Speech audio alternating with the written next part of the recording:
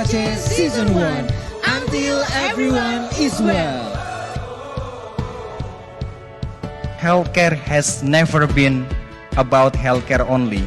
It's about behavior, it's about socioeconomic, it's about pollution, it's about regulation, it's about political system as well. Inilah yang kita pelajari, bahwa digital dan ekosistem approach itu harus dimiliki. So we have been doing it, we did it, and we will do it more. Like when I close my eyes and don't even care if anyone sees me dance. Like I can fly and I don't even think touching the ground. Brand new. Kami di sini with all of you, with every one of you, will work really hard, will innovate, will collaborate until everyone is well.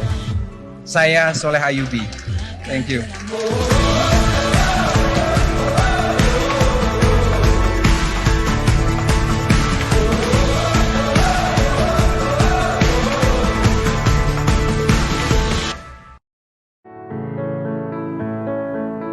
Indonesia merupakan negara kepulauan dengan lebih dari 16.000 pulau. Dengan luasnya wilayah Indonesia, masyarakat memerlukan akses kesehatan yang lebih baik. Kondisi saat ini dirasakan belum meratanya tenaga kesehatan, khususnya dokter spesialis.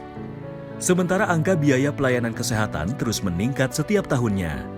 Diperlukan sebuah inovasi dengan pemanfaatan teknologi di bidang kesehatan guna menjawab permasalahan tersebut. Kini, dokter spesialis dapat menjangkau puskesmas, merupakan jawaban dari Kementerian Kesehatan bersama holding BUMN Farmasi dalam menghadapi permasalahan dan tantangan tersebut. Diharapkan program ini dapat membantu masyarakat Indonesia mendapatkan akses layanan kesehatan yang lebih baik. Dengan layanan telemedicine, pasien yang datang ke puskesmas langsung ditangani dokter umum menggunakan aplikasi Medevo yang dapat memberikan data secara real-time antara dokter umum kepada dokter spesialis agar pasien mendapatkan pelayanan yang maksimal tanpa perlu ke rumah sakit, teruntuk kasus spesialistik, dan non-kegawat daruratan. Setelah data pasien masuk ke aplikasi Medevo, pemeriksaan dilanjutkan dengan alat telediagnostik 15 parameter pemeriksaan Indofarma, yaitu alat pemeriksaan jarak jauh yang terintegrasi dengan aplikasi Medevo dan Indonesia Health Service Kementerian Kesehatan, di mana pemeriksaan dilakukan sesuai dengan kebutuhan diagnosa pasien.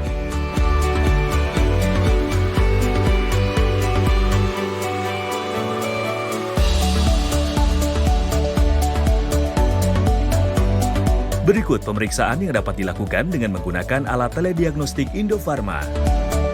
NIBP, pulse rate, SpO2, temperatur, heart rate, ECG, respiration rate, ultrasonography, blood glucose, blood lipid, otoscope, digital stethoscope, PCG, IBP, capnography.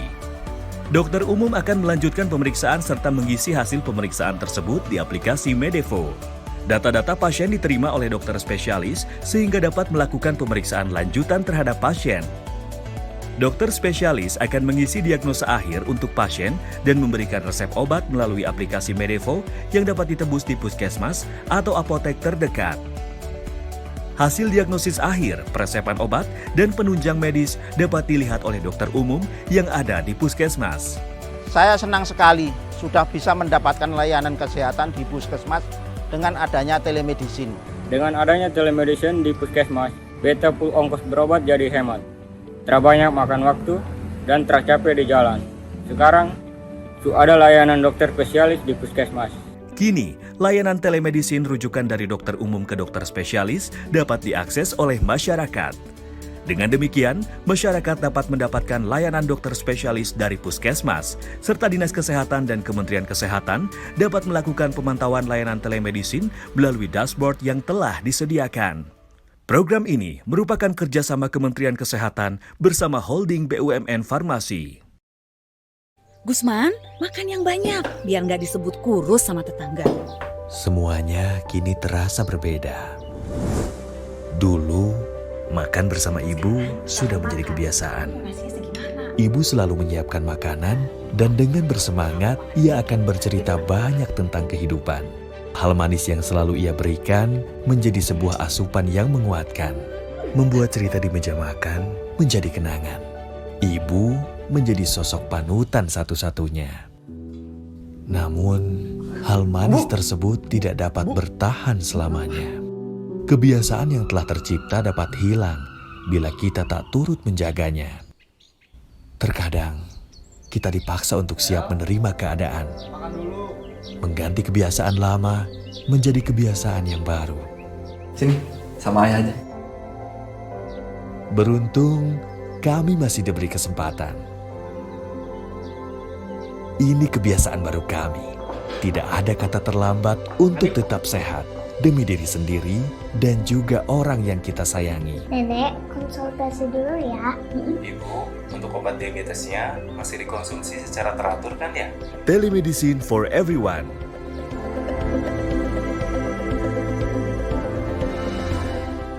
Until everyone is well.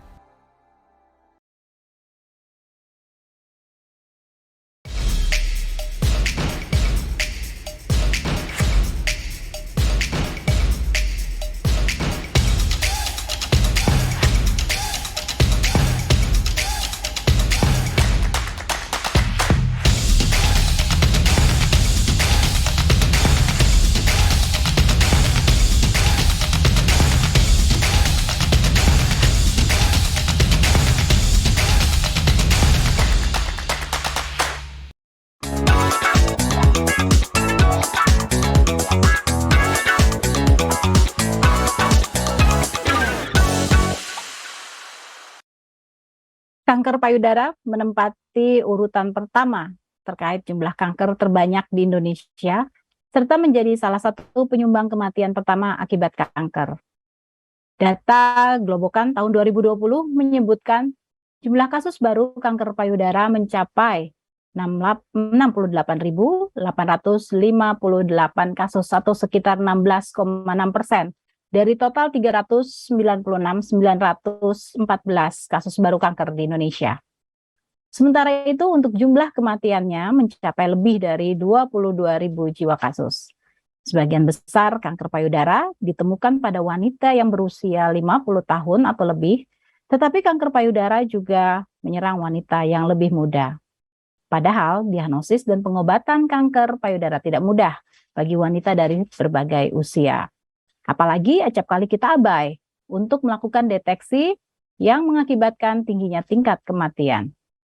Sekitar 43% kematian akibat kanker sebenarnya bisa dikalahkan manakala perempuan rutin melakukan deteksi dini dan menghindari faktor risiko penyebab kanker.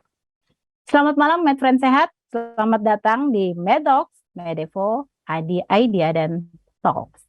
Saya Dian Kurtanti, tuan rumah dari Medevo, kembali hadir selama 1,5 jam ke depan bersama narasumber-narasumber hebat dengan topik Cegah Kanker Payudara di Usia Muda.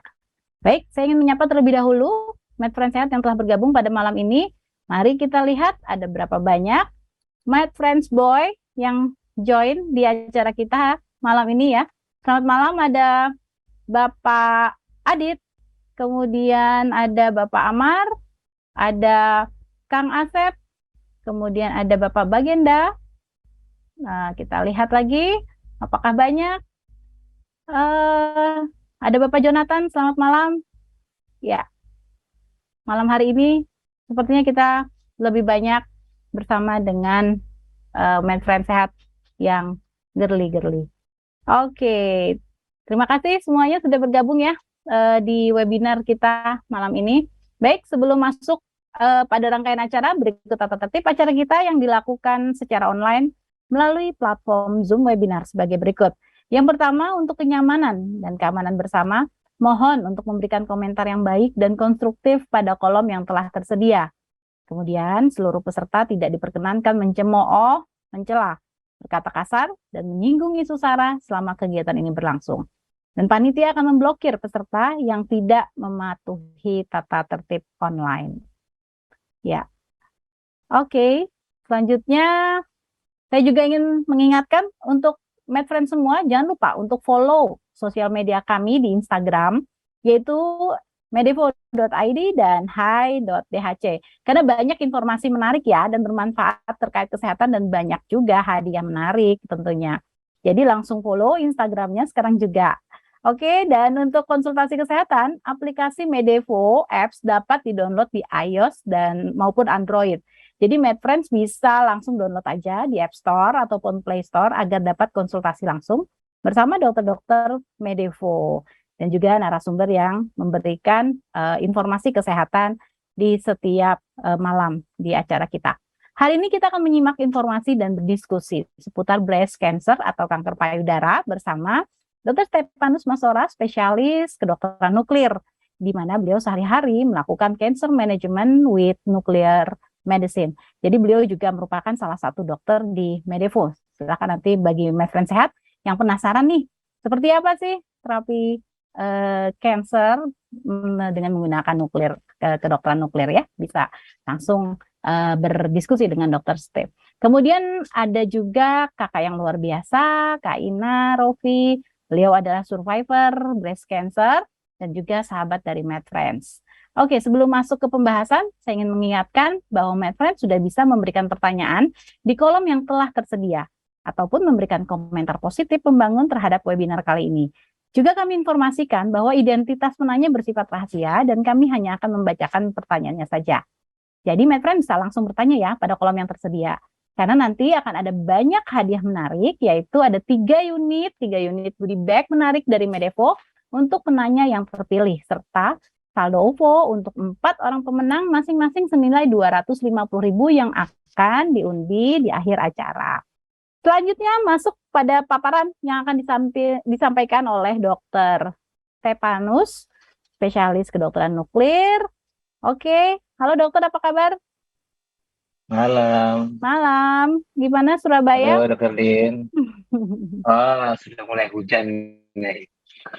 Sudah mulai hujan ya. Bagaimana? Mudah-mudahan tidak ada masalah dengan pasien-pasien ya yang harus mendapatkan terapi nuklir dan harus datang ke rumah sakit. Iya, tentunya kalau misalnya ada telemedicine itu sangat membantu supaya masyarakat tidak usah kalau memang betul-betul tidak bisa ke rumah sakit ya belum bisa memanfaatkan telemedicine. Nah, itu gunanya telemedicine. Bisa mendekatkan gitu loh. Oh, siap. Jadi pasien dokter sudah adakah yang konsul secara tele untuk kebutuhan konsul saja, dokter? Pasien-pasien saya kan banyak dari luar kota dan luar daerah sampai luar pulau. Jadi kasihan kalau misalnya harus ke Surabaya hanya untuk konsul atau kontrol hasil lab. Jadi rata-rata ya udah kamu kontrol di daerah, kalau ada labnya nanti hasilnya kita konsultasikan lewat telemedicine aja gitu. Jadi lebih mudah karena kalau kita menggunakan sosial media bagus juga, tetapi tentu terbatas apanya? Terbatas dalam kita tidak bisa melihat mukanya loh gitu loh. Jangan sampai ketikanya bagus, bahasanya bagus, tapi ternyata sudah ada gapnya kita lihat di muka. Nah, itu penting. Dengan telemedicine kita bisa periksa dengan baik. Oke, dokter, terima kasih arahannya. Baik, langsung saja kami persilahkan Dr. Steve, please join, come to the stage, it's yours.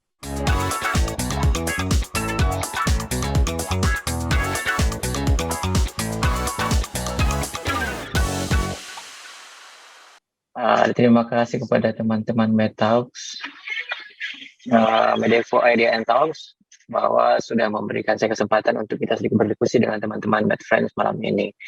Dari panitia tolong ini ya. Kanker payudara tertinggi di Indonesia kini dan menyerang usia produktif. Jadi dulu kanker payudara ini hanya menyerang usia sedang sudah menyerang. Nah, kenapa? Kita ketahui bahwa banyak ini. Apa saja itu? Mari kita lihat. Oke, slide. Nah, kita akan membahas apa itu kanker payudara. Sorry, mungkin ada gangguan sedikit sinyalnya. Ya. Nah, apa itu kanker payudara? Nah, sedikit kita membahas mengenai apa sih kanker payudara itu. Nah, mengenai kanker payudara, sebelum kita membahas kanker payudara, kita membahas dulu mengenai tumor vs kanker, ya. Kenapa? Karena tumor payudara itu tidak selamanya kanker. Tumor payudara adalah istilah semua benjolan yang ada di payudara. Bisa jinak, bisa ganas. Jadi tidak semua tidak semua tumor payudara adalah ganas. Nah, kanker payudara adalah suatu jenis tumor ganas yang tumbuh pada sel-sel payudara. Nah, kanker ini dapat tumbuh jika terjadi pertumbuhan yang tidak normal dari sel-sel payudara. Sel-sel tersebut tumbuh lebih cepat dari sel normal sehingga bisa membentuk benjolan. Nah, jadi kalau misalnya kita katakan tumor payudara, jangan katakan bahwa itu langsung ganas. Nah, itu adalah tumor. Dan sebenarnya kalau misalnya kita hitung-hitung, tumor payudara yang jinak itu masih lebih banyak daripada tumor yang ganas. Jadi itulah jangan sampai takutan pada saat mendapat ada benjolan di payudara, sehingga kadang-kadang ketika mendapati tumor, mendapati benjolan, langsung ketakutan sehingga tidak mau ke fasilitas kesehatan. Nah, ini yang salah ya. Nah, bila tidak segera diobati, kanker payudara bisa menyebar ke tulang, paru, hati, otak, dan bagian tubuh lainnya. Slide. Nah, apa sih penyebab kanker payudara? Apa sih faktor risiko dari kanker payudara? Nah, sampai saat ini penyebab kanker payudara itu belum diketahui, ya. Sama seperti kanker-kanker yang lain, kita belum ketahui penyebabnya. Tetapi yang kita ketahui adalah faktor risiko. Kenapa? Faktor risiko ini merupakan faktor-faktor yang dapat meningkatkan terjadinya kanker payudara sendiri. Nah, apa saja itu? Satu, misalnya rokok. Perokok atau perokok pasif itu salah satu yang menjadi predisposisi atau faktor risiko untuk menjadinya kanker payudara. Nah, pola makan yang buruk, misalnya tinggi lemak dan kurang serat, kemudian makanan-makanan yang banyak zat pengawet atau pewarna, kemudian haid pertamanya pada umur kurang dari 12 tahun, menopausnya lebih dari 50 tahun, melahirkan pertama itu setelah di atas 35 tahun, tidak pernah menyusui anak, misalnya apalagi menikah, punya anak tapi tidak disusui, nah, itu merupakan salah satu yang mengganggu. Kemudian ada keluarga yang sudah terdeteksi ada kanker payudara atau kanker yang lain, atau pernah terdeteksi kanker payudara di salah satu payudara sebelahnya, atau terdeteksi tumor payudara yang jinak. Nah, ini merupakan salah satu faktor risiko terjadinya kanker payudara. Slide. Nah, kita masuk kepada insiden daripada kanker payudara, ya. Nah, persentase kejadian kanker payudara di Indonesia itu seperti Dr. Dian tadi sampaikan di awal kita pertemuan, dikatakan bahwa kanker payudara di Indonesia itu saat ini menjadi urutan pertama, di mana dia menempati 16,7% daripada semua kanker di Indonesia, di mana yang kedua kalau misalnya di antara laki-laki dan perempuan adalah kanker serviks dan kanker paru. Sedangkan kalau misalnya untuk insidensnya pada perempuan, tentu lebih banyak lagi. Kenapa? Karena kanker payudara mendapati 30,9% dari semua kanker yang ada di perempuan, dengan kanker serviks berada di urutan kedua juga. Oke, slide. Oleh karena itu, maka kalau misalnya di dunia, maka kita lihat lagi insidensnya sekitar 42,1%. Nah, dan mortalitasnya 17%. Jadi kalau misalnya kita katakan kematian akibat kanker payudara ini cukup tinggi, tidak hanya di Indonesia tetapi juga di dunia, itu sebesar 17%. Nah, ke slide. Bagaimana kita mendeteksi dini kanker payudara? Kenapa kita melakukan deteksi dini? Oleh karena dengan deteksi dini maka kita dapat melakukan pengobatan pada kanker payudara sedini mungkin. Kenapa kita harus melakukan sedini mungkin? Oleh karena kalau misalnya kita melakukan sedini mungkin, maka kita bisa mengobati penyakit kanker payudara itu dengan lebih cepat. Nah, kanker payudara itu salah satu kanker yang mudah dideteksi sejak dini kok sebenarnya. Jadi tidak susah-susah kok. Tetapi dengan kita mendeteksi, kita melakukan pemeriksaan, nanti kita bahas selanjutnya, maka kanker payudara ini dapat dideteksi sejak dini. Nah, angka kesembuhan pada stadium 1 atau awal itu mencapai 100%. Nah, betul-betul amazing sebenarnya bahwa kita bisa mengobati kanker payudara ini cepat banget dan mencapai 100% kalau misalnya kita lakukan di awal. Nah, setiap wanita perlu mengenali faktor risiko. Faktor risiko apa yang tadi seperti tadi ya, bahwa mungkin ada keluarganya yang sudah pernah menderita kanker ya. Kemudian perokok, konsumsi makanan-makanan berlemak yang terlalu berlebih. Nah, ini harus disadari oleh seorang wanita ya. Nah, Pemeriksaan apa yang kita lakukan untuk deteksi dini? Yang pertama adalah sadari, periksa payudara sendiri, di mana kita harus lakukannya setiap bulan sebaiknya, ya. Dan setelah ada kelainan, misalnya ada kelainan pada periksa payudara sendiri, maka kita melanjutkan dengan sadanis, yaitu periksa klinis oleh petugas kesehatan. Slide.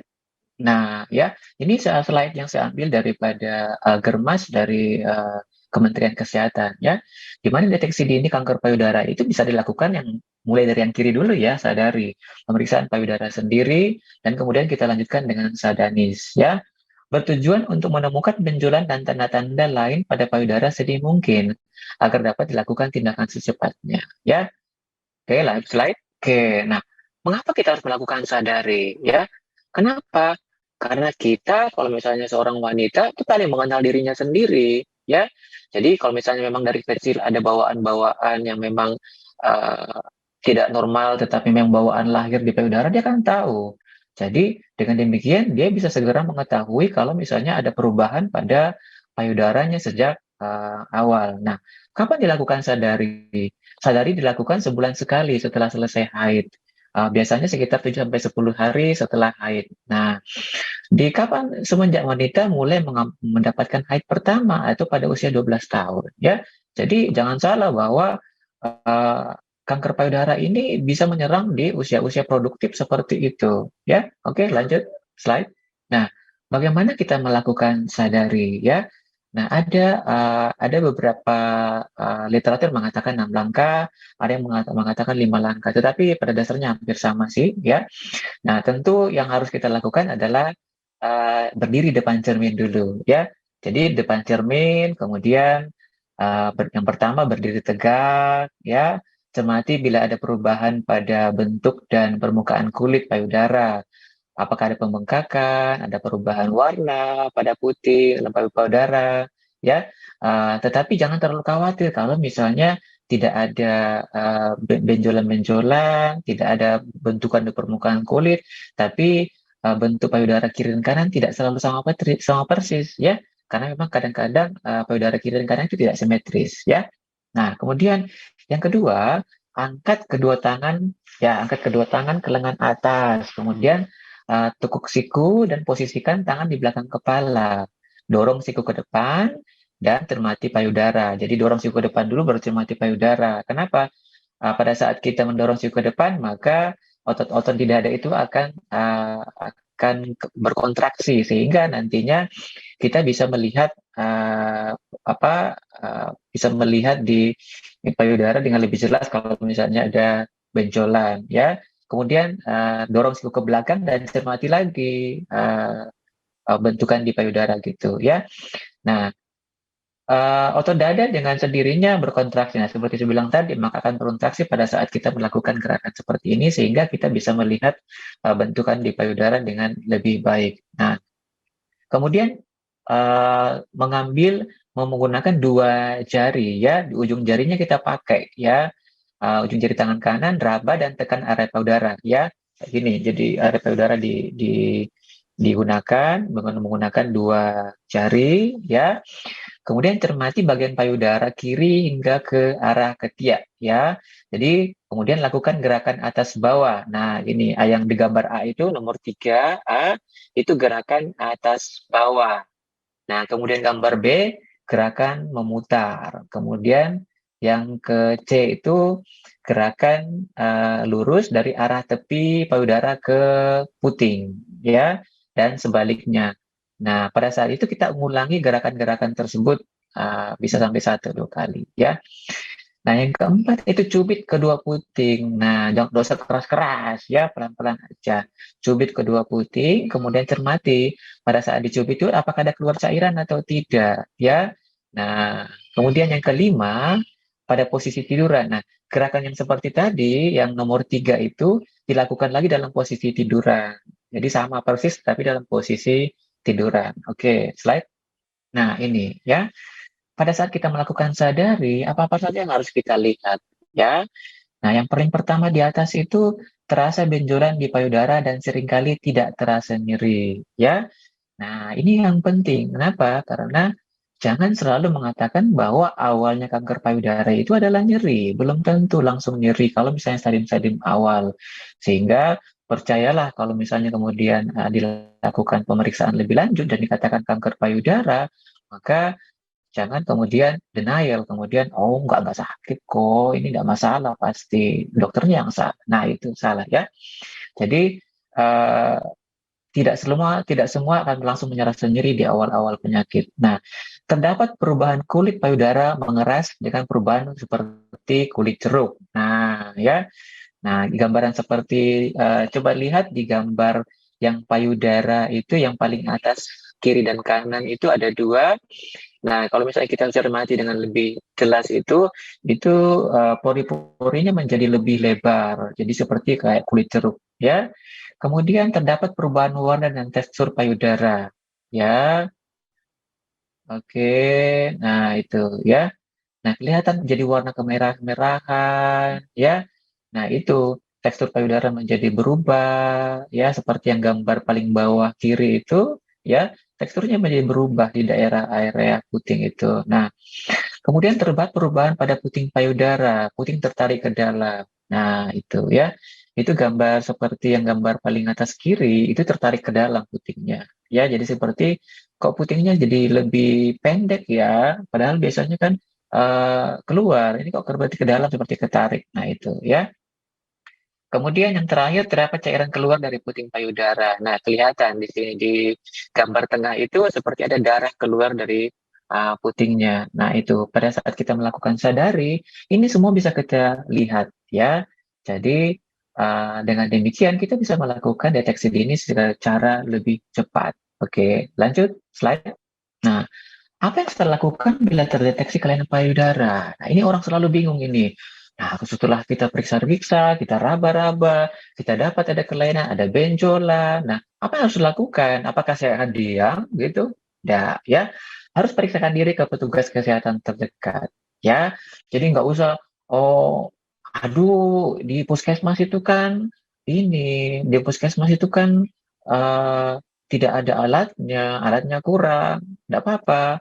Kenapa? Karena tentu di puskesmas itu ada orang-orang yang lebih tahu dari Anda mengenai penyakitnya. Sehingga tentu nanti pada saat nanti akan ada tindakan-tindakan lebih lanjut, tentu tetap akan dirujuk ke rumah sakit yang lebih memadai. Tetapi pada saat kita ketemu dengan orang yang mengetahui, tentu kita akan lakukan dulu pemeriksaan oleh mereka. Sehingga akan diarahkan dengan lebih baik. Ya. Nah, pemeriksaan-pemeriksaan apa sih yang biasanya dilakukan? Ada mamografi, ya paling pertama biasanya mamografi. Kenapa? Itu kalau merupakan screening untuk kanker payudara. Kemudian USG, ada biopsi. Nah, untuk apa? Untuk mengetahui kelainan bersifat jinak atau ganas, ya. Nah, ada beberapa faktor penghambat diagnosis lebih lanjut dan terapi, ya. Jadi ada banyak sekali faktor-faktor penghambat untuk kita mendiagnosis kanker payudara itu lebih lanjut dan kita melakukan terapi. Apa saja itu? Takut masalah biaya, ya. Nanti kalau misalnya saya ke rumah sakit, waduh, nanti saya itu walaupun saya pakai BPJS, nanti saya disuruh bayar nanti. Gimana nih? Aduh, saya nggak usah ke rumah sakit ya, saya tinggal di rumah aja. Mending biayanya untuk kita pakai makan atau mungkin untuk biaya keperluan yang lain. Jangan, ya. Nanti tentu akan ada jalan kalau misalnya ke rumah sakit ya. Pemerintah tentu tidak akan tinggal diam kalau misalnya memang ada masalah-masalah seperti itu ya. Kemudian kedua, kurang pengetahuan dan informasi mengenai kanker ya. Sering kita kalau misalnya diberikan pengetahuan kadang-kadang lebih percaya pada internet ya.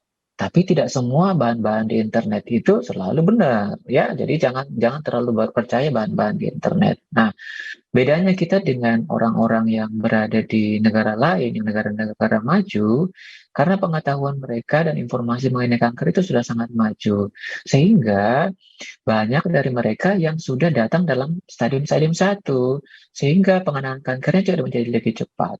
Nah, kemudian takut didiagnosis kanker. Nanti kalau saya berobat ya, nanti saya, aduh ketahuan kalau kanker, terus nanti saya stres, itu gimana? Ya, Gak apa-apa, datang berobat dulu, kemudian nanti didiagnosis kanker. Ya kalau memang didiagnosis kanker, maka kita akan tangani secepat mungkin. Dibandingkan kalau misalnya nanti sudah metastasis jauh, sudah penyebaran jauh, terdiagnosis kanker, kita mau bikin apa lagi ya sudah susah untuk diterapi. Ya. Kemudian lebih percaya pengobatan alternatif. Itu loh doktermu itu tipu-tipu loh. Kenapa? Loh, kamu kan ini sakit nggak itu benjolannya? Nggak sakit. Lah katanya dia diagnosis tumor ganas, tapi kok nggak sakit? Nggak mungkin. Pasti sakit kalau tumor ganas. Nah, ini tentu lebih percaya pengobatan alternatif. Akhirnya terapi apa? Terapi digosok-gosok, ditusuk-tusuk, ditekan-tekan. Nah, ini yang paling berbahaya, ya. Kemudian takut di biopsi. Nah, ada satu mitos yang sangat-sangat saya tentang selama ini, di mana mitos-mitos itu yang sangat merugikan pasien-pasien kanker. Apa saja itu mitosnya? Mitos ini adalah ketika pasien datang untuk mendeteksi kelainan payudaranya, kemudian kita katakan bahwa dia kanker payudara, pasiennya denial, pasiennya tidak percaya bahwa itu adalah kanker payudara. Kita lakukan biopsi, hasilnya kanker payudara, ya. Kemudian pasiennya menghilang dengan pengobatan alternatif, lama, ditusuk-ditusuk, ditekan-tekan. Akhirnya apa? Akhirnya terjadi metastasis karena sudah saking lamanya. Nah, setelah itu baru pasien itu datang kembali ke dokter, di mana pemikirannya adalah biopsi yang telah membuat metastasis. Padahal ada interval yang hilang, di mana pasien itu menghilang sampai bertahun-tahun karena terdiagnosis kanker, kemudian datang lagi dengan metastasis. Itu tidak diingat, sehingga yang diingat adalah biopsi menyebabkan metastasis. Nah, ini yang salah, sangat salah ya. Jadi, lakukanlah pengobatan, ikutin terapi kalau misalnya sudah terdiagnosis kanker. Biarkan dokter-dokter yang menangani dengan baik, jangan kembali ke alternatif. Oke, slide. Nah, simpulan, deteksi dini kelainan payudara terutama pemeriksaan sadari sangat penting dilakukan. Kenapa? Karena semua perempuan akan bisa melakukan secara mandiri di rumah setiap bulan. Tidak semua benjolan payudara adalah kanker payudara, oleh karena itu periksalah, karena benjolan itu lebih banyak jinaknya kok dibandingkan kankernya. Ya, segera periksa ke petugas kesehatan bila menemukan kelainan payudara, dan jangan takut didiagnosis kanker karena angka kesembuhan pada stadium 1 mencapai 100%. Oke. Slide selanjutnya. Terima kasih atas perhatiannya. Saya kembalikan kepada Dr. Din sebagai moderator.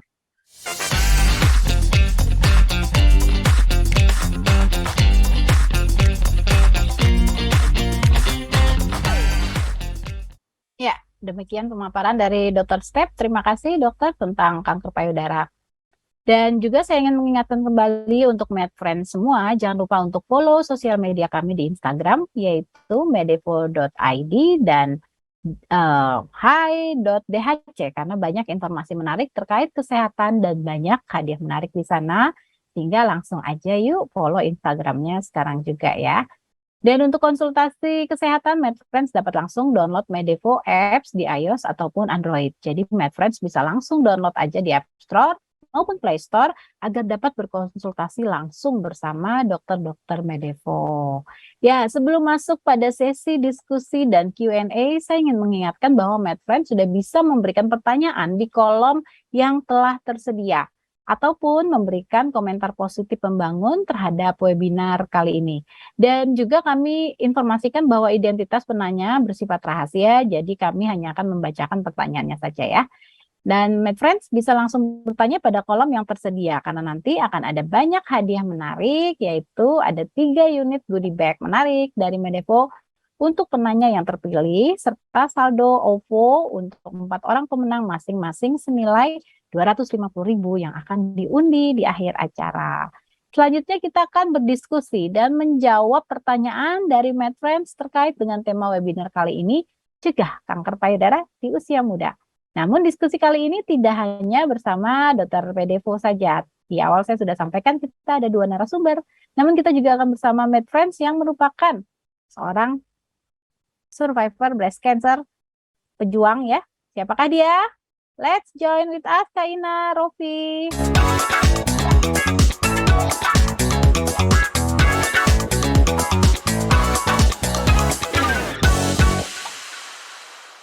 Halo, Iya. selamat malam. Halo, selamat malam Kak Ina.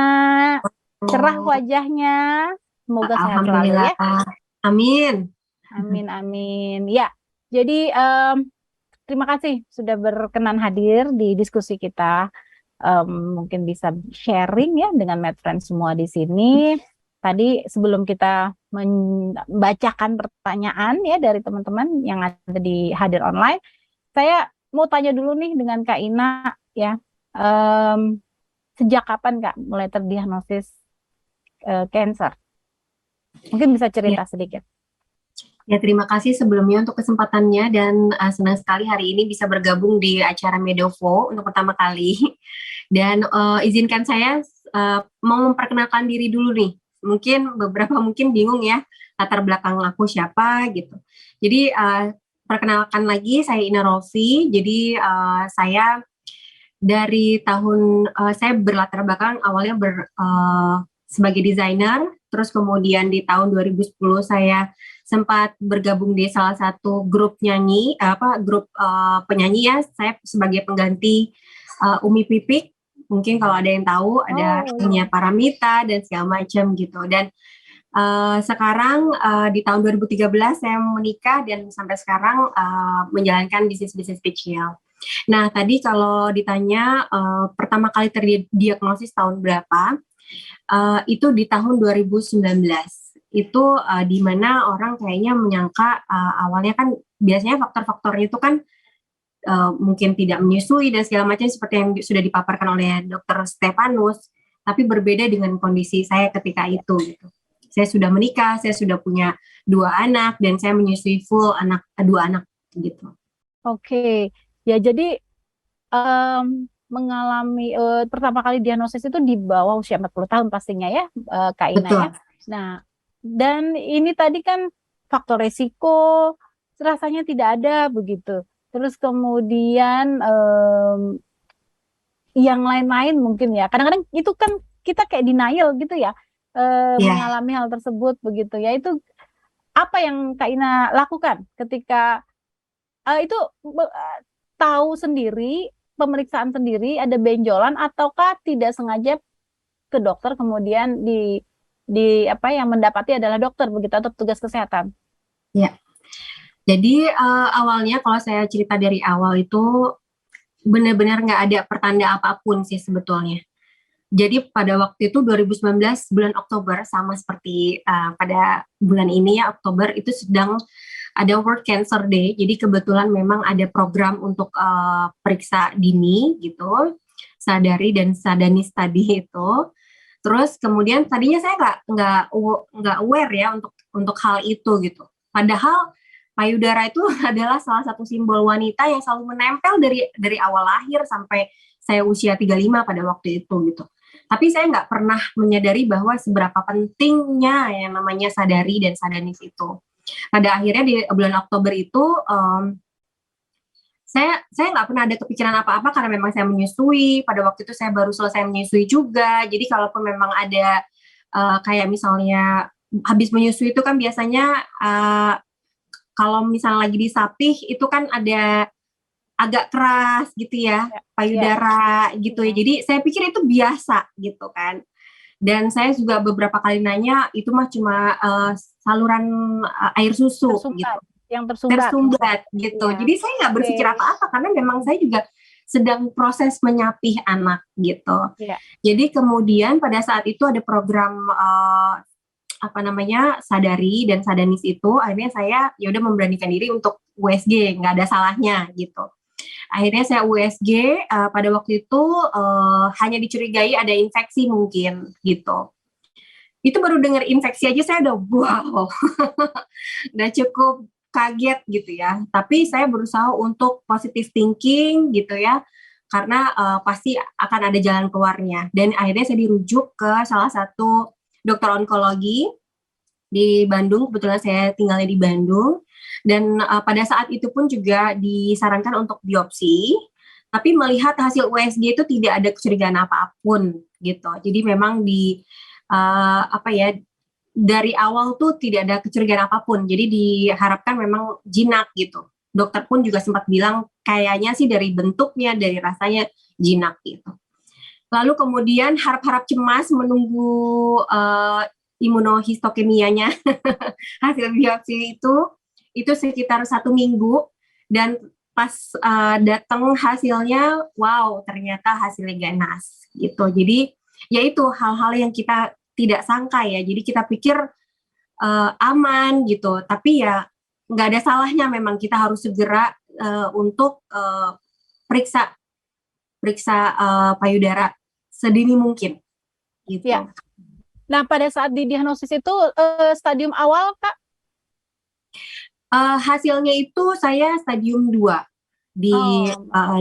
Tertulis di situ stadium 2 dengan PR plus gitu. Jadi memang, tapi alhamdulillahnya memang saya sebut ini sebagai my amazing breast cancer journey gitu. Banyak orang yang kayaknya takut mendengar ini, banyak yang marah dengan kondisi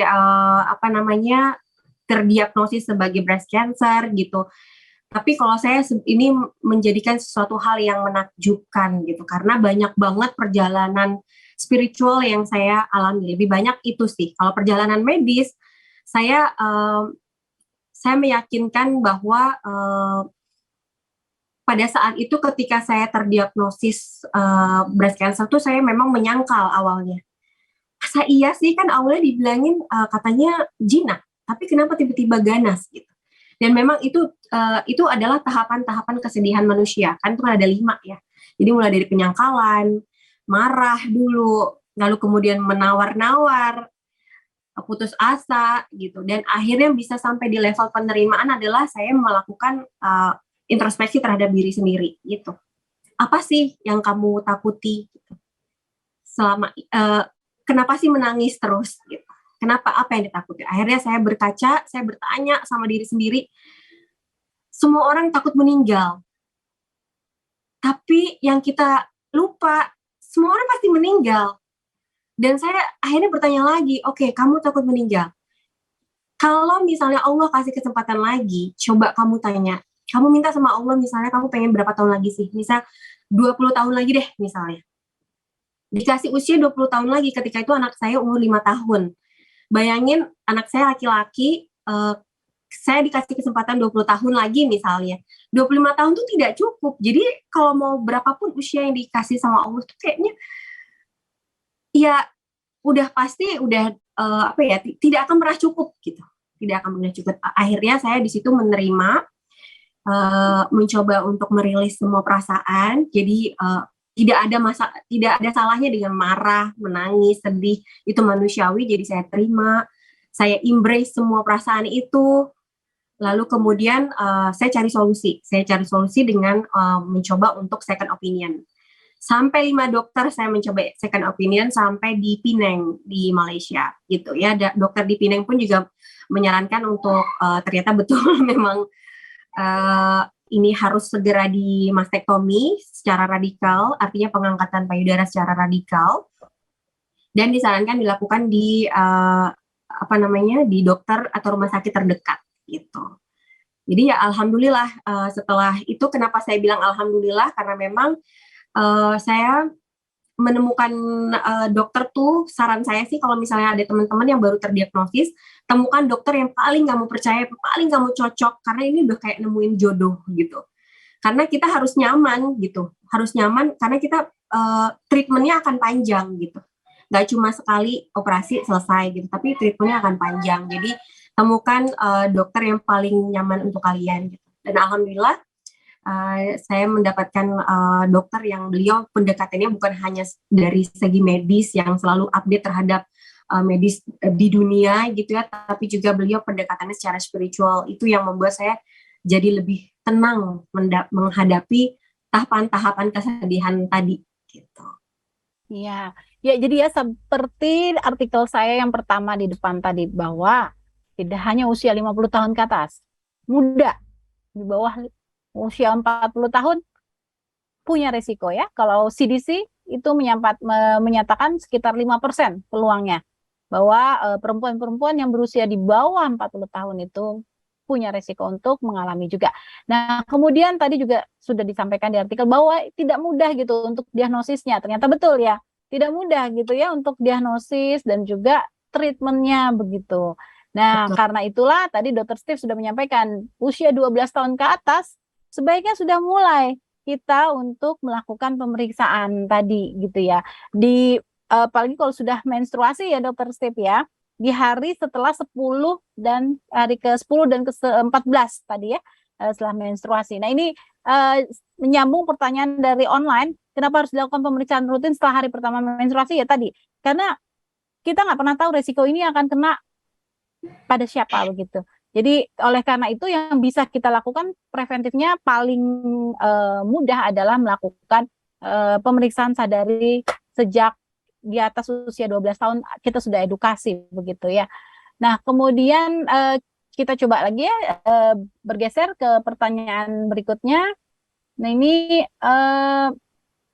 oh ya, ini menarik nih. Jika seorang wanita memakai obat buat pembesar payudara, akan lebih memungkinkan terkena penyakit payudara kah? Ya, kanker payudara. Dan apakah perbedaan setiap stadium penyakit kanker payudara, dan apakah jika stadium awal masih bisa untuk diberikan obat atau terapi, atau memang akan sembuh jika langsung di mastektomi begitu? Mungkin silakan Dokter Steve dijawab dulu. Ini kalau pakai obat-obat ya, silikon atau apalah itu ya, obat-obat itu. Seperti apa resikonya, dokter? Iya, bagaimanapun kalau misalnya yang ditambah-tambah, yang disuntik-suntik, yang dimasukkan ke dalam tubuh itu adalah benda asing, ya. Benda asing itu artinya bukan benda yang harusnya berada dalam tubuh. Karena bukan sesuatu yang berada dalam tubuh, maka tubuh akan menganggap itu sebagai benda asing.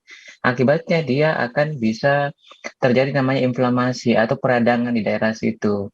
Peradangan yang terus-menerus dalam waktu yang lama itu bisa menyebabkan predisposisi untuk menjadi kanker atau benjolan-benjolan yang lain. Nah, itu memang bisa meningkatkan kejadian itu kanker. Sama seperti kenapa sih kita dianjurkan untuk jangan sering-sering memakai placeholder yang berkawat. Nah, seperti itu. Kenapa? Karena itu bisa menyebabkan peradangan, iritasi yang terus-menerus, di mana iritasi yang terus-menerus, yang sering-sering menyebabkan namanya iritasi kronik, inflamasi kronik, peradangan kronik, sehingga menyebabkan nanti bisa menjadi satu predisposisi menjadi kanker. Nah, itu ya. Kalau misalnya hormon-hormon untuk pembesar payudara, nggak tahu ya, memang ada gitu ya. Iya. Belum pernah menggunakan ya dokter Steve ya, baiklah. Iya. Jadi kalau memang ada itu memang mengganggu juga. Kenapa? Karena kita tahu bahwa kanker payudara itu merupakan salah satu kanker hormonal sebenarnya. Ya, jadi di mana sangat dipengaruhi oleh hormon-hormon dalam tubuh. Ya. Ketika kita menggunakan suatu hormon-hormon yang mengganggu hormonal itu, maka bisa saja menjadi faktor predisposisi untuk terjadinya suatu keganasan atau kanker pada payudara. Ya, itu bisa terjadi. Iya dok. Jadi memang kayak tadi ya, Kak Ina ya, tadi kita sebelum acara kita diskusi, kira-kira ada faktor risiko apa Kak Ina? Kak Ina bilang nggak ada gitu. Oh ya, kita akhirnya ingat ya, kemungkinan karena faktor hormonal bisa juga ya. Tapi itu kadang kan seringkali kan kita tidak periksa ya resiko kita dari sisi hormon yang kita miliki seperti itu. Nah, kemudian dokter tadi sih ada pertanyaan tuh, kenapa mesti setelah haid gitu pemeriksaannya? Ini panjang ya kayaknya ya jawabannya. Ya. Jadi ada celetukan di bawah tadi, kenapa stadium awal, sejauh dari itu ya. Kalau misalnya kita menemukan di stadium awal dan cepat ditangani, memang itu akan lebih bisa kita tangani dengan sembuh dengan baik ya. Kalau misalnya kita tangani di saat-saat awal. Nah, contohnya kayak gini lah. Ada anak yang nakal misalnya ya. Kalau misalnya kita cepat berikan pengertian, tentu dia akan membaik dengan cepat. Tetapi jangan sampai dia sudah menjadi orang jahat, kemudian baru kita mau kasih berikan peringatan. Nah, itu sudah susah. Nah, itu sama seperti itu ya. Nah, kemudian yang pertanyaan, kenapa kita melakukan setelah menstruasi? Biasanya 7 sampai 10 hari setelah menstruasi. Nah, saya tanya ulang nih, kalau saat menstruasi payudaranya bagaimana? Keras nggak?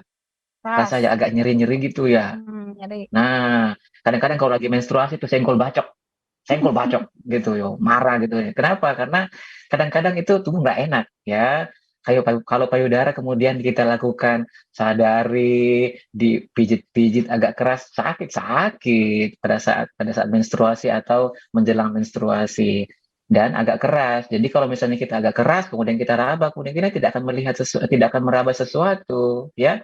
Oleh karena itu biasanya 7 sampai 10 hari setelah menstruasi. Jadi menunggu agak lunak sedikit dan kemudian tidak merasa nyeri lagi kalau misalnya kita tekan-tekan seperti tadi sadari. Ya. Oke, baik. Jadi tadi untuk kanker payudara yang stadium awal dia punya kemungkinan ya besar perbaikan ya, terkontrol lebih baik seperti itu, dan pengobatannya jangan takut jika memang dia adalah harus di mastektomi gitu kan tadi itu tidak masalah begitu, karena memang untuk menghilangkan akar-akar kankernya mungkin seperti itu ya dokter ya. Baik. Ya, jadi jangan takut bahwa terapi kanker payudara itu banyak ya. Kalau memang dia masih sedini mungkin, terus tadi yang seperti tadi Kaina bilang, misalnya imunistokimanya baik, ya, kemudian stadium 1, nah itu bisa saja ada yang namanya cuma nodulektomi, cuma pengangkatan nodul aja. Kalau memang bisa kita pantau terus, mungkin cuma nodul aja yang diangkat. Tetapi kalau misalnya sudah naik stadium, maka bisa dari mastektomi, gitu. Kalau misalnya semakin naik, mastektomi bilateral, lateral, kemudian atau mastektomi yang radikal, nah itu bisa seperti itu ya. Jadi nanti dokter yang akan menentukan jenis operasi yang bagaimana yang harus kita lakukan, ya. Ya, jadi kalau ingat mastektomi, ingat artis dari Amerika ya. Kilo. Iya. Angelina Jolie ya. Atau siapa yang dia Angelina Jolie itu untuk mencegah ya terjadinya kanker payudara karena beliau punya resiko tinggi terhadap itu ya. Ya, kemudian kalau misalnya nih dok, kalau pada perempuan yang belum menikah gitu ya, kemudian didiagnosis kanker payudara stadium 2 atau 3. Nah, ini apa yang bisa dilakukan? Dan apakah dia bisa mempengaruhi pada keturunannya? Gitu. Kalau misalnya kanker payudara sih tentu kan tidak, apalagi namanya, bukan sesuatu, memang dia merupakan suatu organ wanita ya. Tetapi kalau misalnya dia diangkat, maka tidak akan mempengaruhi bahwa suatu saat dia tidak melahirkan atau tidak. Ya, jadi tentu tetap dia harus dilakukan terapi, apakah itu nanti nodulektomi kah, mastektomi, apakah bilateral mastektomi, tentu itu harus dilakukan sama seperti terapi untuk kanker payudara lainnya, tidak membedakan. Tetapi biasanya memang ada lagi namanya pemilihan-pemilihan supaya jangan sampai misalnya di kemoterapi yang bisa mengganggu di daerah untuk organ reproduksi, makanya biasanya ada pengecualian atau kadang-kadang sebelum ini terapi-terapi yang terbaru ya, kalau misalnya ada yang akan mengganggu untuk reproduksinya, biasanya mereka itu sudah konsultasi dengan bagian reproduksi ya.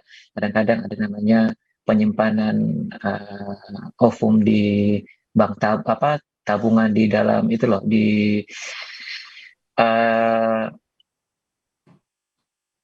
untuk yang bayi tabung seperti itu biasa. Jadi disimpan ininya ovumnya ya.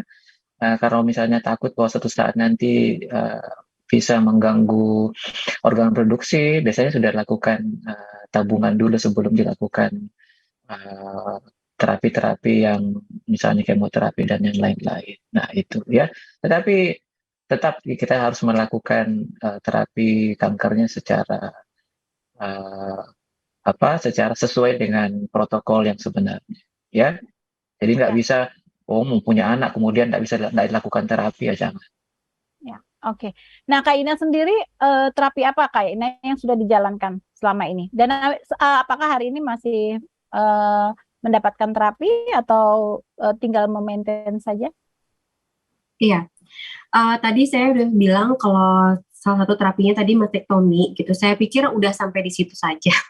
Ternyata harus menunggu lagi pengobatan setelah itu apa gitu. Apakah saya perlu kemoterapi atau bagaimana gitu. Setelah menanti, alhamdulillah ternyata ya seperti Dokter Stefanus bilang gitu, dengan jenis apa namanya dari hasil biopsi itu saya tidak perlu kemoterapi, tapi hanya diperlukan terapi hormonal gitu. Jadi ya alhamdulillah, jadi memang betul faktor apa namanya faktor kesembuhan kita terhindar dari kanker payudara itu memang ditentukan dari seberapa cepat kita mendeteksi dini. Dan sampai saat ini saya tahun ketiga, mohon doanya tahun ketiga saya setelah terapi suntik hormonal, terus kemudian sekarang lepas saya pakai obat minum yang akan dikonsumsi selama 2 tahun ini. Nanti setelah 2 tahun itu baru akan dilihat perkembangannya.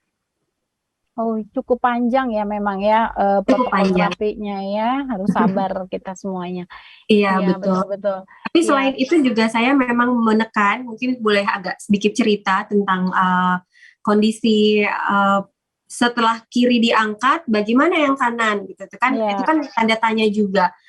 Saya masih kontrol terus per 3 bulan dan di sebelah kanan memang ada tumor, tapi bukan tumor ganas, memang jinak dan kecil gitu. Tapi kan kita tetap harus jaga-jaga.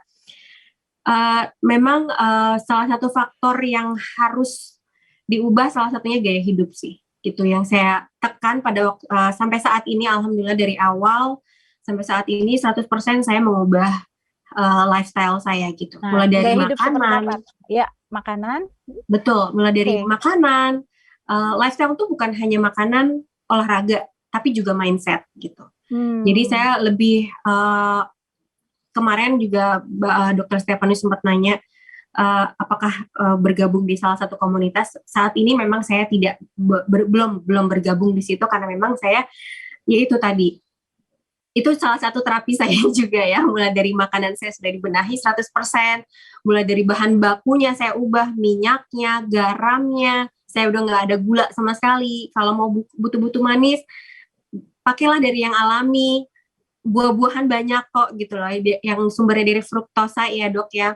Ya. Terus kemudian kecap pun yang kita nggak sadari gitu ya, kecap itu juga berbahaya gitu, mengandung gula, terus kemudian juga mengandung apa namanya kedelai gitu kan, kacang kedelai kan juga katanya sih memicu penambahan hormon estrogen. Jadi itu hal-hal yang kayak gitu kita harus cari tahu. Selain itu juga mindset yang tadi saya bilang, saya lebih memilih lingkungan lebih hati-hati gitu. Jadi lebih memilih jenis olahraga yang kira-kira bukan cuma tujuannya untuk workout, bukan hanya itu, tapi juga body and mind soul-nya juga semuanya dapat gitu. Itu yang saya tekan dan alhamdulillah di tahun kedua gitu tanpa disangka-sangka di sebelah kanan itu dokternya agak bingung gitu kemana ini. Ternyata dicurigai memang invasi ke dalam bentuk lemak gitu. Jadi sekarang tinggal di burning lemaknya, alhamdulillah sih bersih gitu. Oke. Jadi memang faktor healthy. Iya. Jadi memang bukan terapi saja yang kita dapatkan, kita dari dokter ya bergantung pada itu, tapi dari kita pun kita harus ada change behavior ya. Change behavior to the healthy lifestyle. Tadi kalau healthy lifestyle, Kak Ina tadi udah sampaikan bukan cuma makanan, tapi harus ada pengetahuan juga dong ya tentunya ya sebelum kita menerapkan healthy lifestyle yang mana begitu ya. Terus kemudian ada olahraga juga, kita lihat mana yang tepat buat kita, mungkin ada banyak workout yang mungkin tidak cocok ya untuk kondisi kita seperti itu. Terus kemudian bukan cuma dari sisi fisik tetapi juga mental, dari mengelola pikiran, lingkungan juga seperti itu. Nah, Dokter Step ini kira-kira kalau misalnya sudah dioperasi gitu ya, sudah mendapatkan terapi, apakah ada kemungkinan kanker payudara itu akan muncul kembali? Ya, Akan itu aktif pertanyaan kembali? yang Mbak Ina tadi sudah sampaikan ya. Jadi ketika pasien-pasien datang kepada saya, ya entah itu kanker apapun, saya akan mengatakan kita akan ketemu seumur hidup, Bu, seumur hidup, Pak. Kenapa? Karena itu tetap berkepanjangan, ya. Tidak ada kata sembuh, tapi terkontrol. Ya, artinya kalau ibu dengan bapak tidak datang kontrol, maka tidak terkontrol. Ya, kenapa kita harus mengontrol? Karena kanker itu seperti anak nakal. Kadang-kadang dia hilang, terus tiba-tiba nanti muncul lagi. Nah, kalau misalnya kita selalu rajin kontrol, ketika dia muncul sekecil apapun, kita sudah tahu, maka kita bisa langsung terapi. Kalau misalnya sudah lost control, maka itu nanti pada saat dia sudah muncul lagi, kemudian kita tidak kontrol secepatnya, maka bisa saja dia sudah mulai menyebar kembali pada saat kita menemukan. Dan ini banyak kali terjadi. Ini yang kadang-kadang sering membuat kita kewalahan di bidang medis oleh karena sudah bagus awalnya 1 tahun, 2 tahun, kemudian makin lama makin lost control. Aku sudah sehat, gak ada apa-apa lagi, nggak rasa apa-apa lagi. Ya udah, hilang, mulai menghilang sedikit demi sedikit, menghilang semakin banyak, semakin lama, kemudian datang lagi dalam keadaan sudah menyebar jauh. Nah, ini yang sering-sering kali terjadi, ya, sehingga harus kita ingatkan bahwa uh, tidak bisa hanya kontrol sekali, 2 kali, tetapi kontrollah sesuai dengan petunjuk dokter. Kalau memang selamanya ya selamanya. Tetapi kita pun dari dokter, dari orang-orang yang berada onkologi, bukan juga mengatakan bahwa kalau 1 tahun, 2 tahun bagus, kita tetap per bulan, per bulan, per bulan enggak, ya. Semakin lama dia terkontrol, maka kita akan panjangkan waktu kontrolnya, ya. Jadi nggak 1 tahun, 2 tahun, tetap aja 1 bulan, 1 bulan, 1 bulan, enggak, ya. Semakin lama waktu kontrolnya, nah itu yang akan kita buat supaya nanti pasien tetap nyaman, tetapi tetap terkontrol. Nah itu seperti itu, ya. Jadi nggak bebas sama sekali setelah operasi, nggak bebas sama sekali setelah kemoterapi, setelah radioterapi pun tidak, tetap harus kontrol. Ya, Ya, berarti ini adalah informasi penting yang harus kita edukasi ya buat betul, para survivor breast cancer atau cancer apapun itu, bahwa betul, eh, mereka harus terus berkomunikasi, berkontak, betul, menemui gitu ya para tenaga medis yang dipercaya tadi yang sudah menangani untuk mereka menjaga Anda semua supaya kansernya tetap terkontrol seperti itu ya dokter ya. betul. Nah ini yang Itulah menjadi gunanya masalah. telemedicine. Oh ya, oke. Jadi Mm-mm. memang pasien-pasien dokter Steve itu kira-kira sudah berapa dok? Maksudnya berapa lama mereka yang dan itu terus-terusan masih melakukan kontrol? Kan bertahun-tahun ada, bertahun-tahun. Tetapi semakin lama mereka bebas tumor, maka kita panjangkan waktu kontrolnya. Ya, kalau saya memang lebih banyak mendampingi kanker-kanker tiroid. Ya, jadi uh, kalau untuk kanker payudara juga kami sama-sama dengan bidang onkologi yang lain. Tetapi untuk konsen setiap hari mendampingi, saya lebih ke arah kanker tiroid. Tetapi tentunya uh, semua jenis kanker itu berbeda-beda, tetapi pola-pola untuk Penanganannya apalagi ya? namanya edukasi dan segala macam itu hampir sama sebenarnya. Ya, Iya. bahwa harus secara rutin kita tangani dan memang kalau kami dari dokter itu, dokter onkologi, memang kita harus membuat kontrol itu sesimpel mungkin, ya. Supaya apa? Supaya ketika pasien-pasien itu ingin kontrol, mereka tidak merasa bahwa itu menjadi sulit. Ketika menjadi sulit, maka mereka 1-2 kali kontrol, setelah itu hilang. Halang. Nah, Oke. itulah.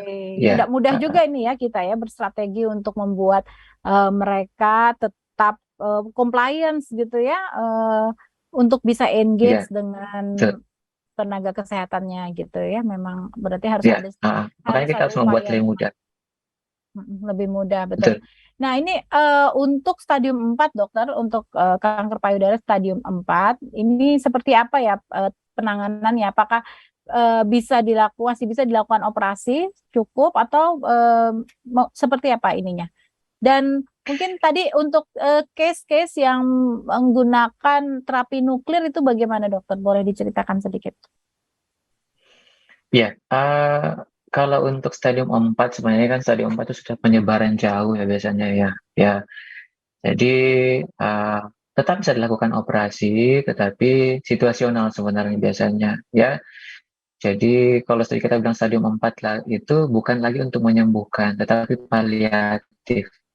Paliatif artinya mengurangi penderitaan. Jadi biasanya penyakit tetap berlanjut, tetapi pasien tidak terlalu menderita, bisa tetap bekerja. Itu yang akan kita lakukan. Jadi pendekatannya bukan hanya terapi medis, tapi pendekatannya secara spirit ya, kemudian mengenai agama. Itu semua kita dekatkan. Itu namanya terapi paliatif ya. Kenapa? Karena memang sudah sangat sulit untuk kita menyembuhkan kalau sudah stadium 4. Tetapi tetap kita lakukan terapi. Terapi apa? Ya terapi paliatif, kemudian kita lakukan terapi-terapi yang lebih bersifat bukan lokal lagi, tetapi yang bersifat sistemik. Nah, terapi sistemik itu apa? Bisa dengan kemoterapi, ya, kemudian radiasi, bisa radiasi sistemik itu dia menggunakan kedokteran nuklir ya. Untuk kanker payudara saat ini sudah mulai dikembangkan juga di luar negeri untuk terapi dengan menggunakan kedokteran nuklir ya. Kalau di Indonesia kita baru mulai tahap-tahap penelitian aja untuk terapi dengan terapi sistemik ya. Jadi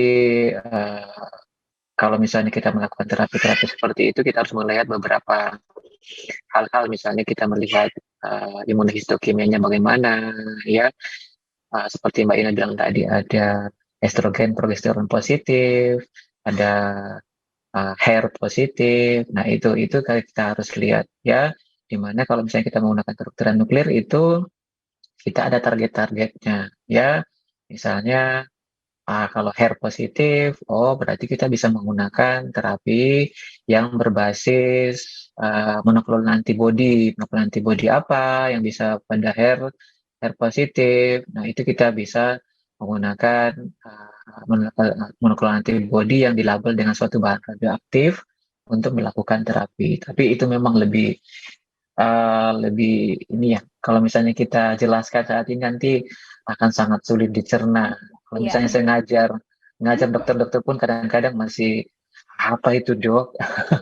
Iya. Artinya memang kalau sudah stadium 4 pastinya lebih kompleks ya, karena sudah ada metastase dan lain-lain. Oleh karena itu, supaya tidak masuk ke stadium 4, maka sejak sekarang rajin-rajinlah melakukan pemeriksaan sadari tadi ya untuk deteksi dini. Sangat mudah ya tadi ya dok ya.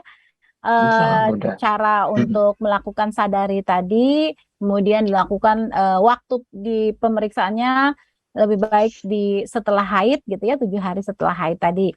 Dan jangan lupa teman-teman diagnosisnya, pengenalan gejalanya pun ya, tidak harus ada tadi, pasti ada benjolan ya dok. Kalau kita curiga untuk ini tumor atau kanker kan pasti ada benjolan gitu ya, tapi tidak selalu nyeri gitu ya dok ya.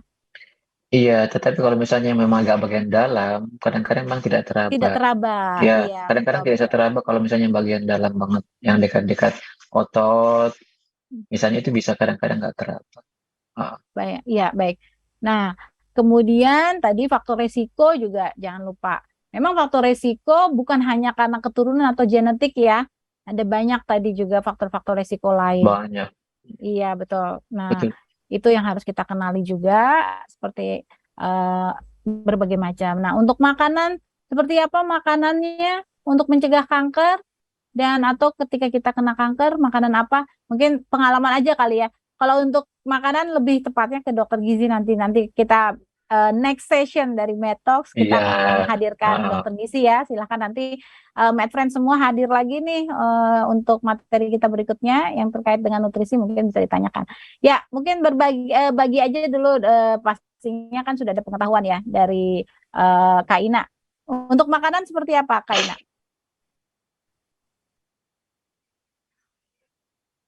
Kalau untuk makanan sih saya menjalankan clean eating, jadi bukan keto juga, tapi memang lebih mengubah bahan bakunya, terus menghindari 4P, pengawet, perasa, pengembang, pewarna.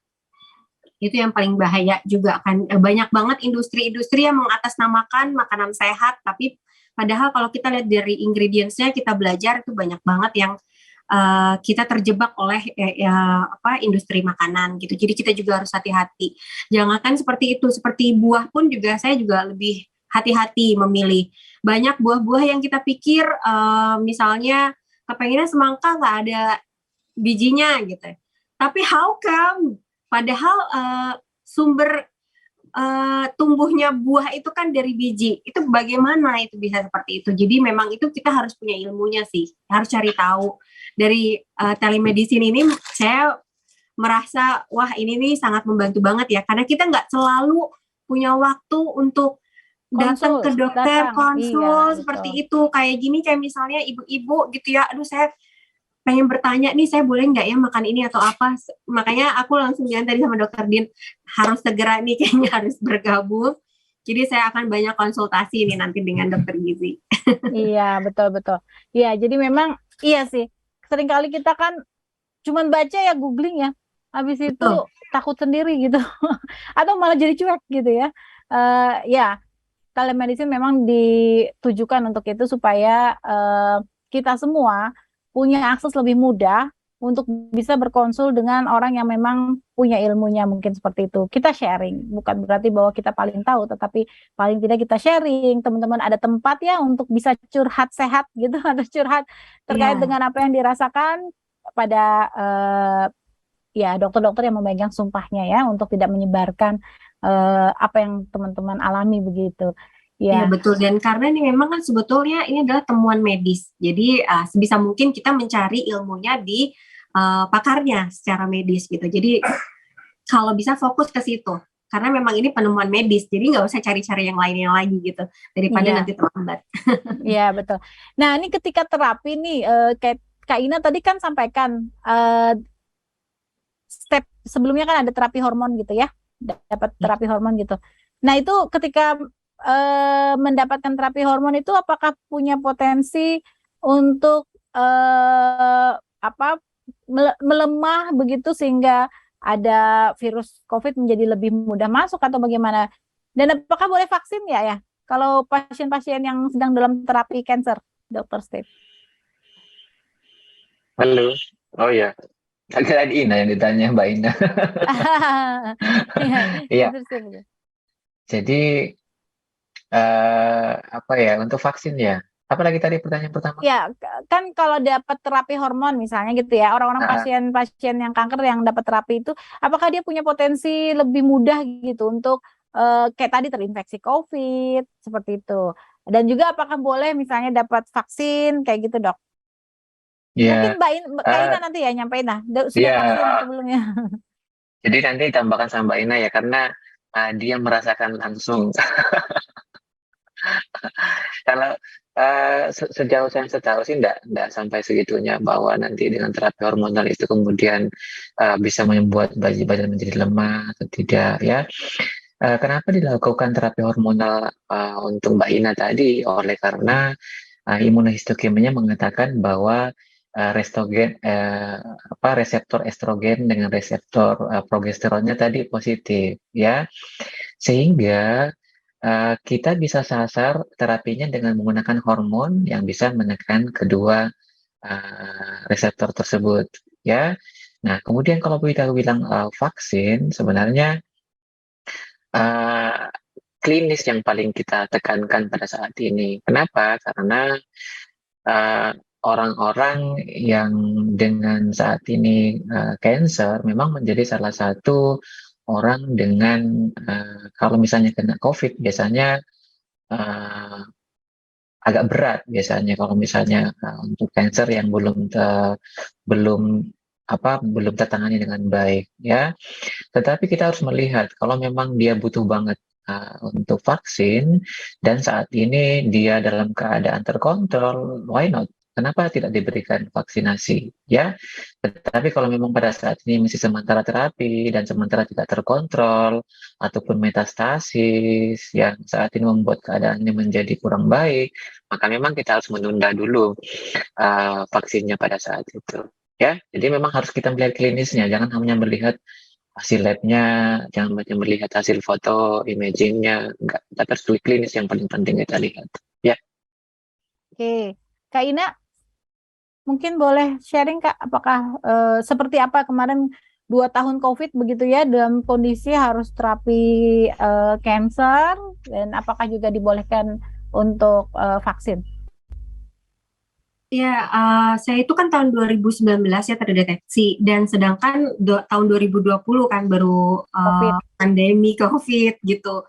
Itu agak deg-degan juga. Tapi alhamdulillah kalau tadi dilihat apakah sel terapi akan melemah atau segala macam gitu. Kalau dilihat dari faktor resiko dari pengobatan itu memang banyak gitu. Tapi itu makanya jangan keburu takut, jangan keburu takut. Jadi lebih besarin keyakinan kita, karena ternyata alhamdulillahirabbil alamin gitu. Saya semua tanda-tanda yang ditakuti dari itu, efek samping itu saya nggak merasakan apapun, alhamdulillah gitu. Karena memang ya itu keyakinan saya lebih besar mungkin itu. Dan alhamdulillah saya vaksin, saya bergaul, dan pada waktu itu pada saat COVID itu suami saya tuh pertama kali kena COVID di rumah. Tapi kita sama sekali nggak tahu di rumah. Saya itu berdekatan dengan suami saya karena lagi nggak enak badan katanya. Tapi saya mijitin, saya saya nggak pakai masker. Saya nggak tahu gitu. Sampai sekitar 3 hari suami saya ada di rumah itu, ketika itu ternyata positif COVID, dan akhirnya suami saya memutuskan untuk stay di hotel isoman. Dan langsung kita PCR semua anak-anak dan saya, sampai alhamdulillah sampai suami saya beres kita semua negatif gitu. Jadi memang betul bahwa seberapa cepat kita menangani semuanya dan seberapa keyakinan kita mau mengubah semuanya, insya Allah deh tidak semenakutkan itu yang namanya breast cancer gitu. Masih bisa ditangani secara medis insya Allah. Ya, oke.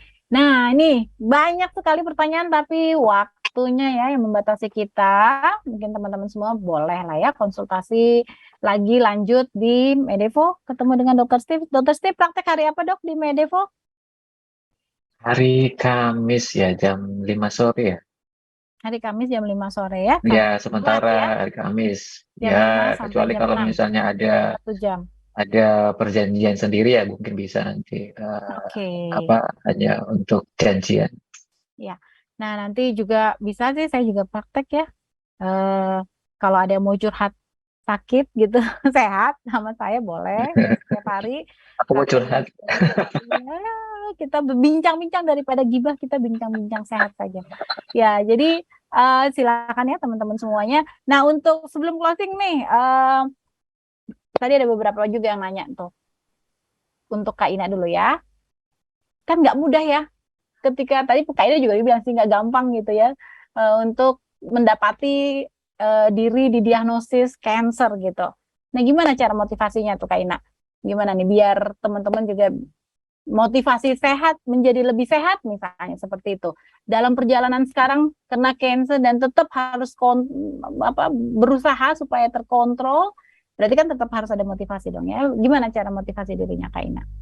Ya, untuk bisa sampai di sini saya bisa mungkin lebih bright dan segala macam, itu butuh proses betul. Untuk awal-awal itu wow, kalau yang kata orang katanya seperti kena petir gitu ya, disambar geledek gitu. Itu benar-benar saya rasain, wah seperti ini yang dirasakan gitu. Tapi ya itu, balik lagi pada saat itu saya menerima dengan proses itu. Maksudnya saya menangis, ya itu manusiawi, diterima. Saya marah, diterima. Karena saya berpikir gini, saya makanan juga nggak buruk-buruk banget dari dulu. Gitu kan. Saya kalau dibilangin banyak yang lebih buruk gaya hidupnya, tapi kenapa saya harus kena? Sementara anak-anak saya masih kecil, saya bisa marah di situ. Tapi itu tadi saya balik.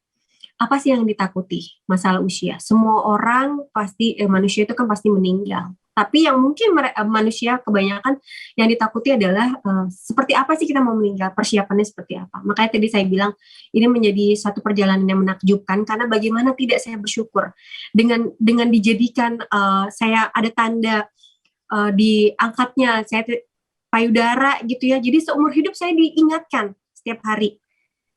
Bayangin, mungkin kalau kita merasa kita sehat, kita bangun tidur, kita bisa bernafas. Gak semua orang punya perasaan merasa bersyukur, alhamdulillah ya Allah, sampai segitu dalam yang gak mungkin. Bukan gak mungkin, mungkin sedikit orang yang bersyukur seperti itu. Tapi karena diberi tanda seperti ini gitu ya, jadi saya lebih bersyukur setiap kali bangun, Masya Allah, alhamdulillah gitu. Dan bagaimana saya gak bersyukur dari kondisi yang kayak gitu? Itu kan satu anugerah yang dikasih sama Allah. Jadi memang untuk menyemangati diri itu bukan lagi kita mengandalkan seseorang, bahkan seorang motivator pun membutuhkan motivator untuk memotivasi dirinya gitu. Jadi selain kita harus bisa memotivasi sendiri-sendiri, kita juga sebisa mungkin memilih lingkungan, terus kemudian juga ini mungkin ada beberapa teman-teman yang bukan hanya cancer survivor ya, mungkin ada keluarga. Support system itu juga penting, sangat penting. Baik suami, oke lah orang tua, kakak dan segala macam, tapi juga seperti ipar, semuanya lingkungan itu sangat support. Bagaimana cara memberikan supportnya itu bukan dengan cara mengasihani, tapi justru memberikan waktu. Berbeda ya dengan mencari waktu dengan memberikan waktu. Jadi alhamdulillah saya memiliki support system yang luar biasa. Suami saya yang pada saat itu saya sebagai perempuan merasa wow, payudara harus diangkat gitu. Bahkan ibu saya pun sempat bilang, apa nggak ada cara lain? Karena kan saya masih muda, khawatir suami saya bagaimana nanti di masa depan. Pada waktu itu yang saya cuma pikirkan, ya Allah, saya masih banyak organ-organ lain yang bisa saya selamatkan. Saya hanya ingin sembuh untuk saya bisa punya tugas sebagai ibu untuk mengurus anak saya tuh. Saya masih harus ngajarin ngaji, saya harus ngajarin sholat dan segala macam. Masih banyak waktu. Akhirnya suami saya tiba-tiba bilang, ibu, bapak lebih butuh ibu. Bapak butuh ibu, nggak apa-apa, angkat. Karena bukan itu prioritas bapak menikahi ibu. Dan itu support seperti itu tuh sangat boost up energi gitu. Makanya saya bisa ada di sini, bisa sampai di sini. Itu tidak mungkin karena pertama memang saya bisa harus mempush diri saya untuk memotivasi diri sendiri. Kedua juga support system. Iya, jadi memang penting banget ya. Support system baik dari circle keluarga inti maupun dari teman-teman tentunya, sahabat-sahabat kita semuanya.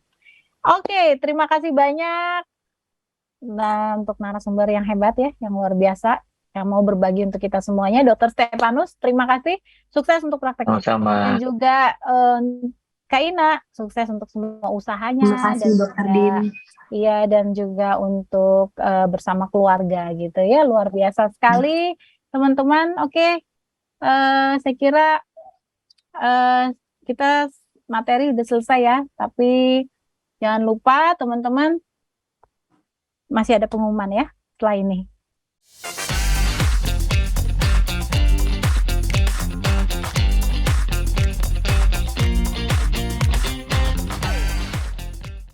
Ya, terima kasih Mad Friends yang masih bersama kami hingga sampai saat ini. Tiba saatnya untuk mengundi door prize, yaitu saldo OVO masing-masing senilai Rp250.000 untuk 4 orang pemenang.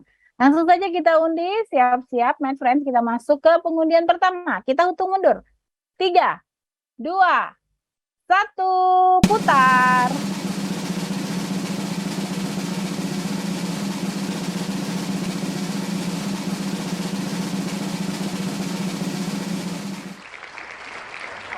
Oke, selamat kepada Mbak Novier, ya pemilik akun Novier untuk mendapatkan Rp250.000 saldo OVO. Baik, undian kedua, kita hitung mundur lagi, 3, 2, 1.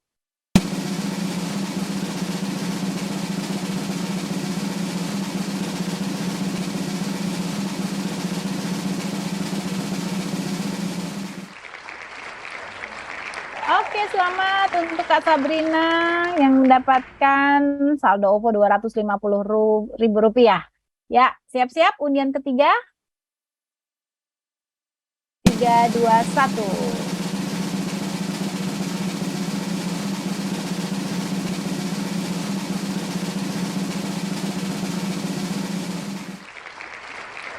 1. Iya, selamat kepada Elif Al-Husna.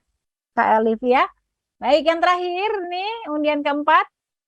Semoga saya memang dapat ya. 3, 2, 1.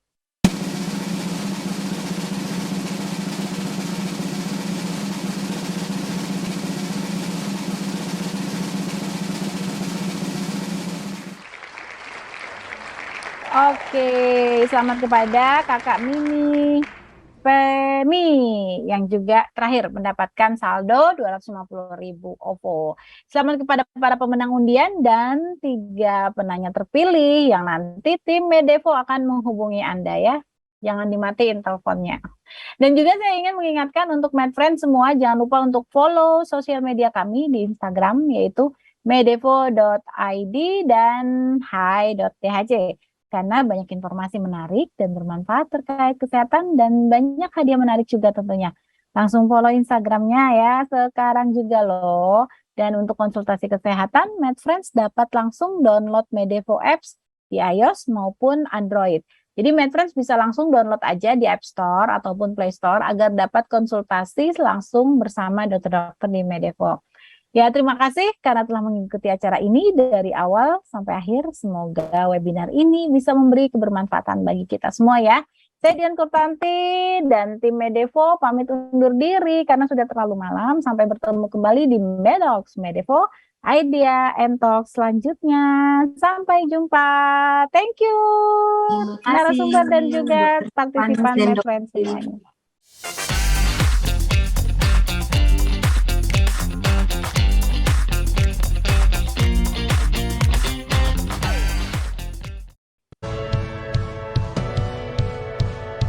Hai DHC Season 1, until everyone is well. Healthcare has never been about healthcare only. It's about behavior, it's about socioeconomic, it's about pollution, it's about regulation, it's about political system as well. Inilah yang kita pelajari bahwa digital dan ekosistem approach itu harus dimiliki. So we have been doing it, we did it, and we will do it more. Like when I close my eyes and don't even care if anyone sees me dance. Like I can fly and I don't even think touching the ground. Brand new. Kami di sini with all of you, with every one of you, will work really hard, will innovate, will collaborate until everyone is well. Saya Soleh Ayubi. Thank you.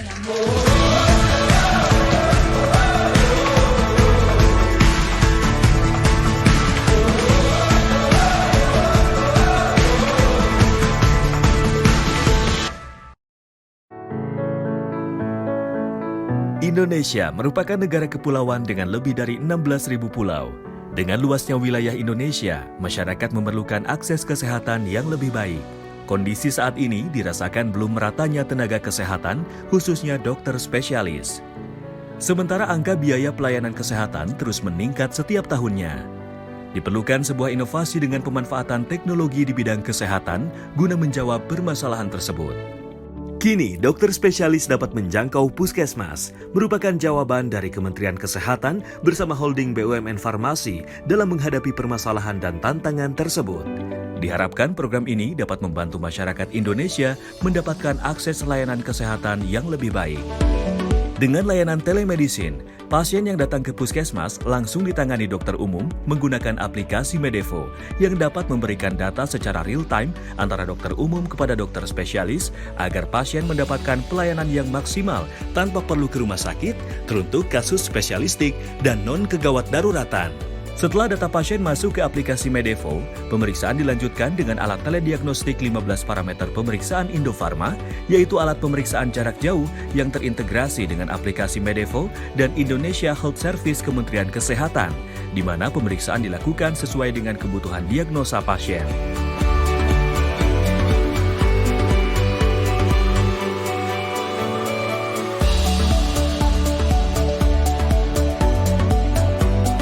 Berikut pemeriksaan yang dapat dilakukan dengan menggunakan alat telediagnostik Indofarma.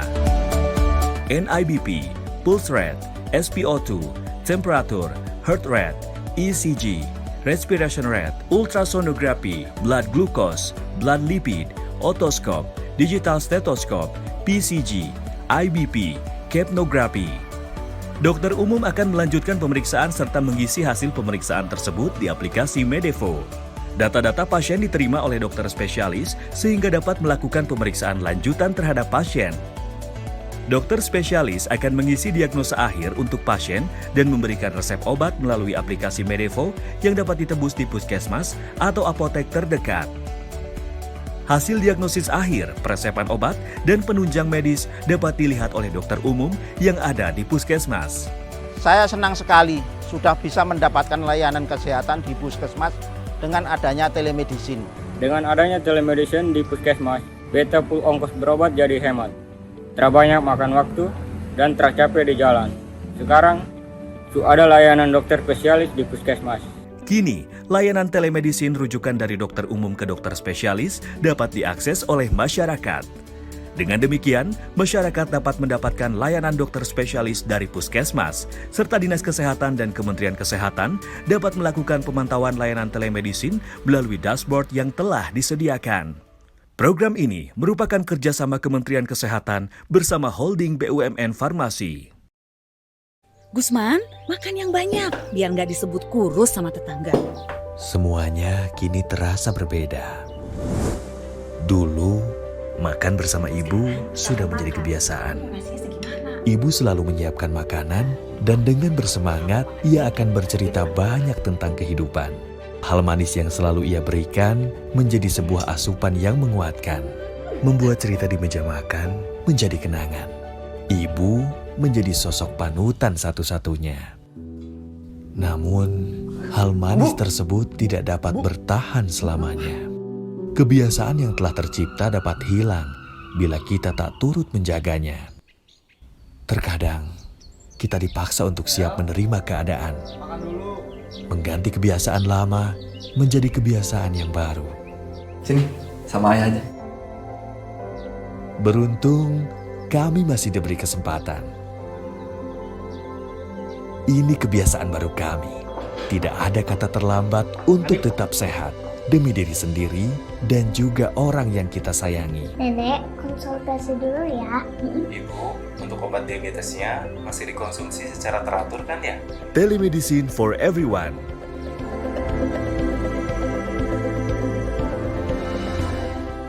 Until everyone is well.